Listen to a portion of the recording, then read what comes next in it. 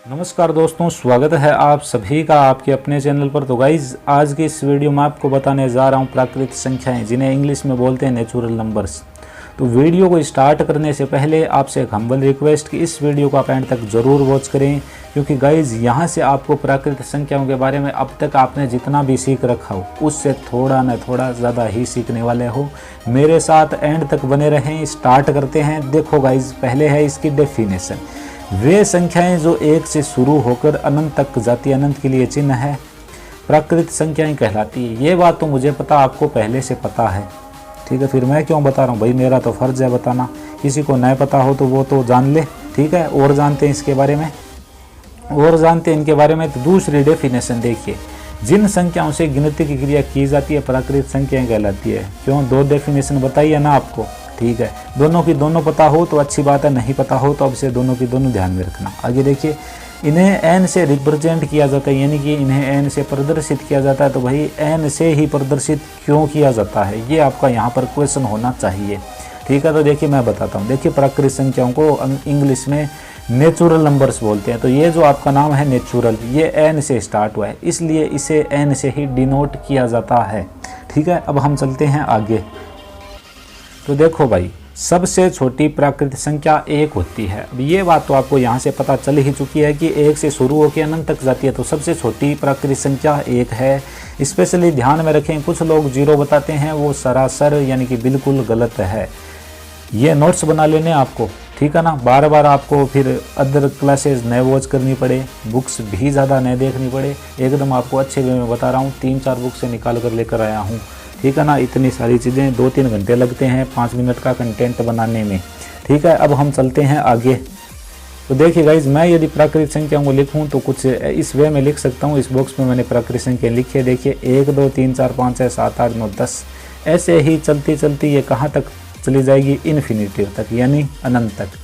अनंत को इंग्लिश में इन्फिनिटिव बोला जाता है, अनंत, जिसका मतलब है जिसका कोई भी अंत न हो, ठीक है ना। तो इसका यार सीधा सा अर्थ यही निकलता है कि प्राकृतिक संख्याएं इतनी है कि इनका कोई अंत ही नहीं है। कोई जानता ही नहीं है कि सबसे बड़ी प्राकृतिक संख्या कौन सी है, या प्राकृतिक संख्याएं कुल कितनी है, ठीक है ना। किसी को भी पता नहीं है, इसलिए हमने यहाँ पर जब पता नहीं है तो हम लिख देंगे अनंत, यानी कि हमें इस चीज़ के अंत का पता ही नहीं है, तो हम कैसे बता सकते हैं भाई, ठीक है ना। और जानते हैं इनके बारे में।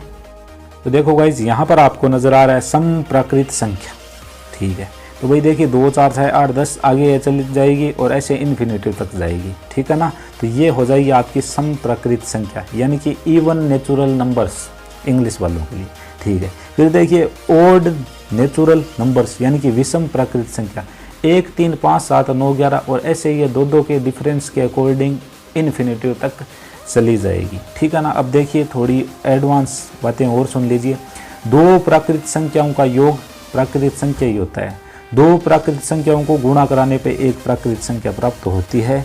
2 प्राकृतिक संख्याओं को घटाने पर भी एक प्राकृतिक संख्या प्राप्त होती है। बट मेरी इस बात को आप आराम से सुनना, यदि आप प्राकृतिक संख्याओं को घटा रहे हो, ये 5 है और 5 में से आपने प्राकृतिक संख्या 5 को ही घटा दिया, तो वही वहाँ पे तो बचेगा 0, जो कि एक प्राकृतिक संख्या नहीं है, ये एक पूर्ण संख्या है। तो वही बराबर न लेकर आप संख्याओं को ऊपर नीचे से ले सकते हो। बड़ी संख्या में से छोटी संख्या को आप घटाओगे तो आपको हमेशा प्राकृतिक संख्या मिलेगी, ठीक है। फिर देखिए, हम क्या यह बोल सकते हैं कि प्राकृतिक संख्या में प्राकृतिक संख्या का ही भाग दें तो क्या हमें प्राकृतिक संख्या प्राप्त होगी? जी नहीं, हम यह नहीं बोल सकते। क्यों नहीं बोल सकते? तो देखो आप यहाँ पे, मैं आपको यहाँ पर बता रहा हूँ कि भाई ये है 16 में मैंने 4 का भाग दिया तो 4 आया। अब 16 प्राकृतिक संख्या, 4 प्राकृतिक संख्या, इसका आंसर भी 4 है, यानी कि यह भी प्राकृतिक संख्या।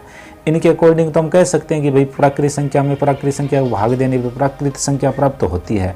बट यह 100% सही नहीं है। क्यों नहीं है? देखिए यहाँ पे मैंने लिया 17 प्राकृतिक संख्या है, इसमें मैंने 5 का भाग दिया, ठीक है। तो यहाँ पे तो मेरे पास में जो आंसर आएगा वो 3.4 आएगा, 3.4 आएगा, ठीक है ना। तो 3.4 एक प्राकृतिक संख्या है क्या? यह तो एक दशमलव संख्या है, इसलिए यह 100% सही नहीं है। तो हम इसको नहीं कह सकते कि प्राकृतिक संख्या में प्राकृतिक संख्या का भाग देने पर एक प्राकृतिक संख्या प्राप्त होती है, बिल्कुल नहीं बोल सकते हम, ठीक है ना। तो इतनी सारी चीज़ें आपके समझ में आ चुकी होगी। फिर भी कोई डाउट, कोई दिक्कत, कोई परेशानी हो तो कमेंट सेक्शन है, उसमें जाकर आप लिख सकते हैं, कोई भी क्वेरी हो, ठीक है ना। तो इस वीडियो में सिर्फ इतना ही, मिलेंगे नेक्स्ट वीडियो में, तब तक के लिए जय हिंद जय भारत।